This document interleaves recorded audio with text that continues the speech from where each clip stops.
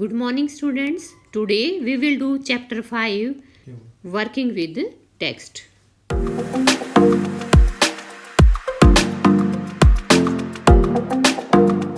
Answer the following questions. निम्नलिखित प्रश्नों के उत्तर दो. Question first. What are the three qualities that played a major role in the author's climb? वे तीन गुण क्या है जिन्होंने लेखक की चढ़ाई में अहम भूमिका निभाई?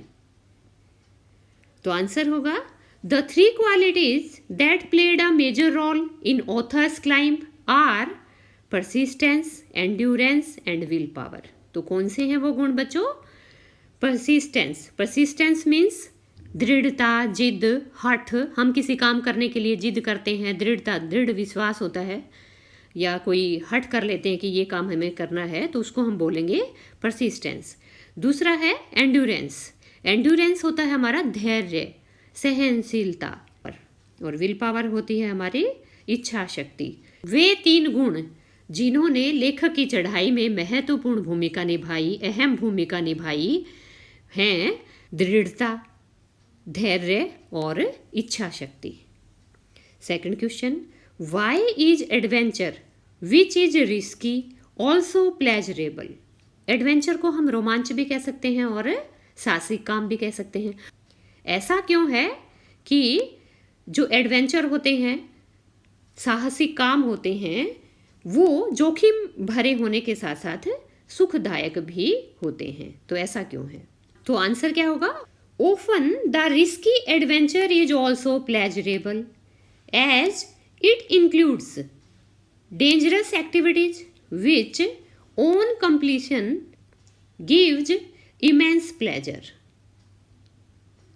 प्राय जो जोखिम भरे रोमांचक कार्य होते हैं, साहसिक काम होते हैं, वे सुखदायक भी होते हैं क्योंकि इनमें खतरनाक एक्टिविटीज शामिल होती है, खतरनाक काम शामिल होते हैं जिनके पूरा होने पर अत्यधिक खुशी मिलती है. इमेंस मीन्स अत्यधिक.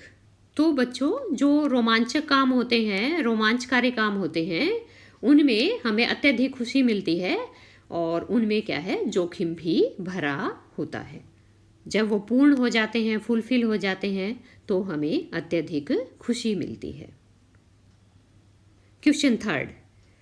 What was it about Mount Everest that the author found इररेजिस्टिबल?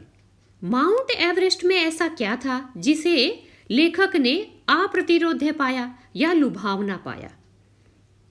तो क्या था बच्चों? Everest attracted the author as it is the highest and the mightiest mountain and climbing it takes up one's last ounce of energy.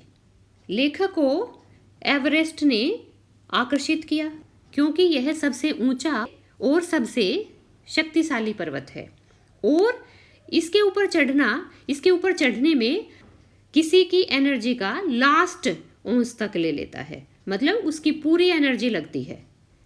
इसकी चढ़ाई करने में जो कोई चढ़ता है उसकी पूरी एनर्जी लगती है. Question 4. One does not do it climb a high peak for fame alone. कोई केवल प्रसिद्धि के लिए इसे नहीं चढ़ता है. किसे? हाई पीक को. हाई पीक की चढ़ाई, किसी ऊंची चोटी की चढ़ाई केवल कोई प्रसिद्धि के लिए नहीं करता है. What does one do it for really? वास्तव में वह इसे क्यों करता है?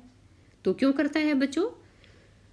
We all know that climbing a mountain presents great difficulties. हम सभी जानते हैं कि पर्वत की चढ़ाई में बड़ी परेशानी होती है, बड़ी कठिनाई आती है.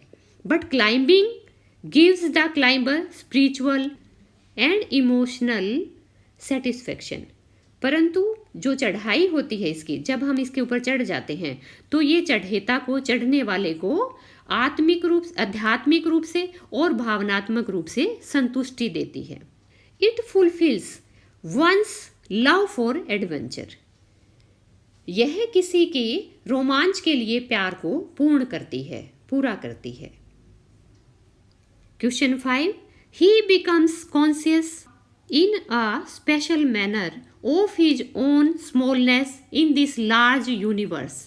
वह इस विशाल ब्रह्मांड में अपनी स्वयं की तुच्छता के बारे में, अपने स्वयं के छोटेपन के बारे में विशेष रूप से सचेत हो जाता है, विशेष ढंग से सचेत हो जाता है.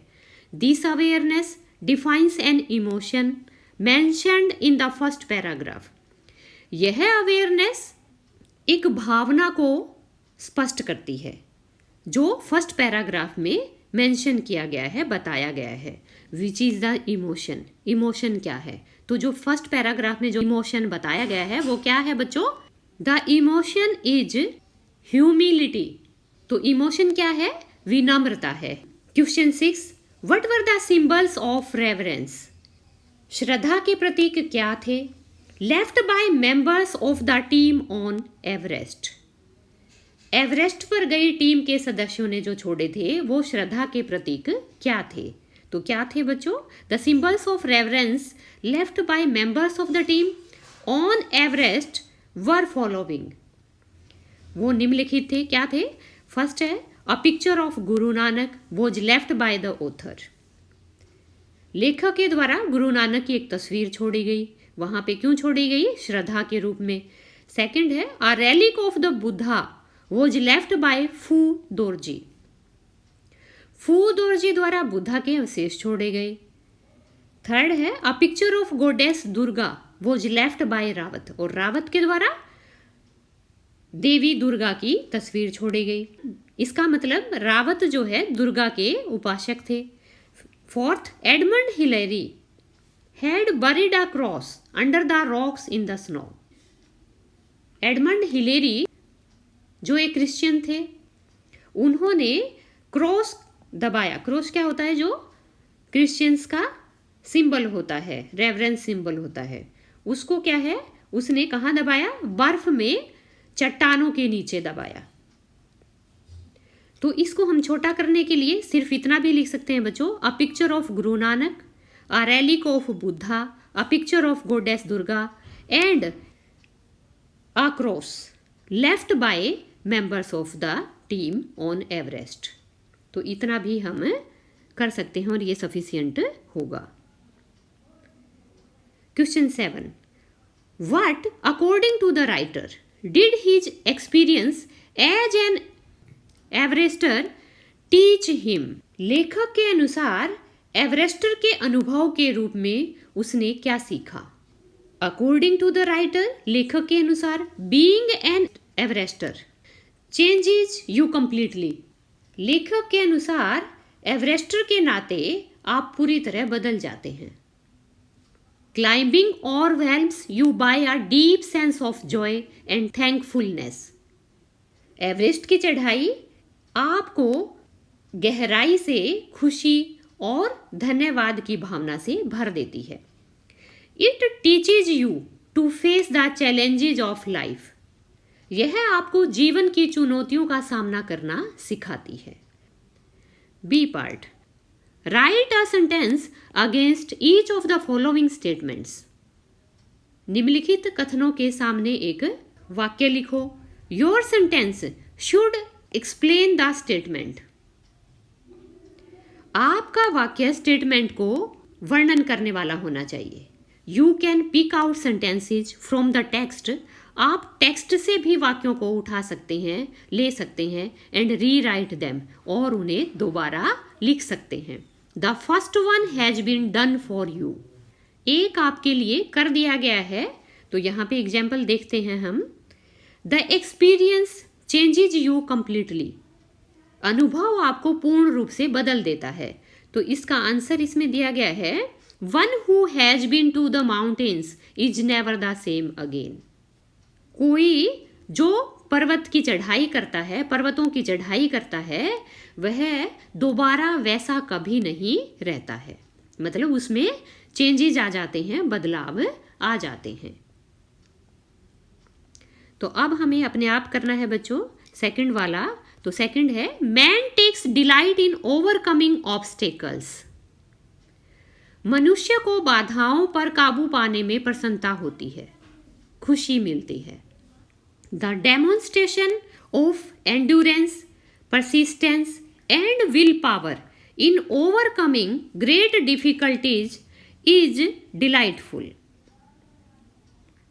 बड़ी मुश्किलों पर काबू पाने में जो एंडूरेंस का, धैर्य का, दृढ़ता का और इच्छा शक्ति का प्रदर्शन किया जाता है, उससे क्या है, खुशी मिलती है, वह सुखदायक होती है। Third, mountains are nature at its best. पर्वत प्रकृति का सर्वोत्तम रूप हैं। इसका मीनिंग होगा the highest and the mightiest mountains pose a great difficulty and have defied many previous attempts of climbing. सबसे ऊंचे और शक्तिशाली पहाड़ों ने एक बड़ी मुश्किल खड़ी कर दी है और चढ़ाई के कई पिछले प्रयासों को ठेंगा दिखा दिया है। तो डिफाइड मीन्स क्या होगा बच्चों? अंगूठा दिखाना, ठेंगा दिखाना। क्यों ठेंगा दिखा दिया है? इनकी चढ़ाई बहुत मुश्किल होती है। Fourth, the going was difficult but the after effects were satisfying. जाना मुश्किल था, परंतु जो बाद का जो प्रभाव था, जब हम चढ़ जाते हैं उसके बाद का जो प्रभाव है वह सेटिस्फाइंग था, संतुष्टि परक था। इसका मीनिंग होगा the climbing of Everest was difficult. Everest की चढ़ाई मुश्किल थी, but after completion of this work, परंतु इस काम के पूर्णता के बाद the writer got a sense of fulfilment. लेखक को पूर्णता की भावना प्राप्त हुई, मिली या सेटिस्फेक्शन मिला। Fifth, the physical conquest of a mountain is really a spiritual experience.